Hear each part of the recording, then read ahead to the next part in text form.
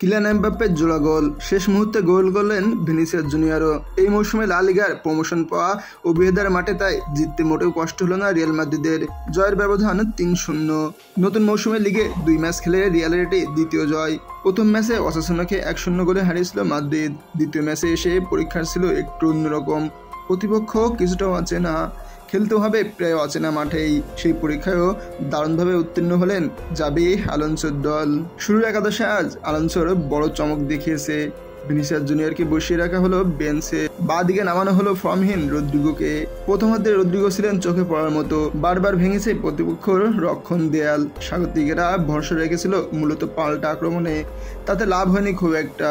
বল দখলে আধিপত্য ছিল মাদ্রিদের, চাপও তৈরি করেছিল নিয়মিত, কিন্তু একেবারে গোলের মুখে গিয়ে আটকে যাচ্ছিল আক্রমণ।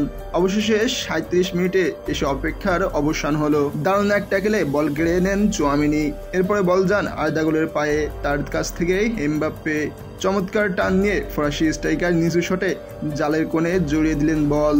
দ্বিতীয়ার্ধে কিছুটা ধীর লাগছিল মাদ্রিদকে, কয়েকজন খেলোয়াড় ক্লান্ত দেখাচ্ছিল। সুযোগ বুঝে ওভিয়েদো চাপ তৈরি করতে শুরু করলো, তবে এর আগেই ম্যাচ শেষ করে দিলেন এমবাপ্পে ভিনিসিয়াস জুটি। বদলি নেমে দুর্দান্ত প্রেসে বল কাটলেন ভিনিসিয়াস, বাড়ালেন এমবাপ্পেকে। ফরাসি তারকা ঠিকঠাক জায়গা খুঁজে নিয়ে করলেন ম্যাচও নিজের দ্বিতীয় গোল। ম্যাচের তখন ৮৩ মিনিট যোগ হওয়ার সময় ম্যাচের সেরা মুহূর্তটা উপহার দিলেন ভিনিসিয়াস। বল নিয়ে একা দৌড়ে ডিফেন্সের বুক চিরে দুর্দান্ত শটে কাঁপিয়ে দিলেন ওভিয়েদার জাল।